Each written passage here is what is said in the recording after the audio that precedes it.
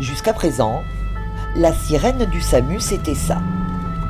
Mais de plus en plus, c'est cette sirène américaine que nous entendons. Les changements de rythme attirent l'attention des automobilistes. On arrive à les interpeller beaucoup plus et puis on sent bien qu'il y a une réaction de leur part quand même qui est beaucoup plus intéressante pour eux, forcément.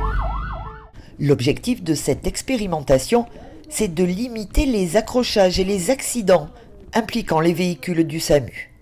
En France, on a l'habitude d'avoir deux types de sirènes. La sirène 3 tons. La sirène 3 tons, on va dire, c'est plutôt pour les ambulances. C'est des patients, entre guillemets, pas forcément urgents. C'est des patients qui sont malades. Et puis on a la sirène 2 tons, qui est pour les véhicules prioritaires et qui est donc largement utilisée. Et qui est même à ce point largement utilisée que la population y fait moins attention ces temps-ci.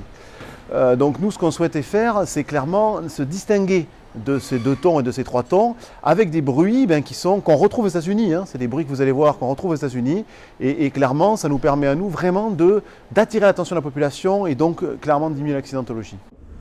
Démonstration avec l'un des 3 véhicules équipés au SAMU de Toulouse.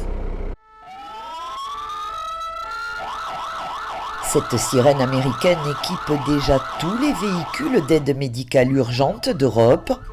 Avec cette expérimentation, le SAMU espère mettre fin à une exception française.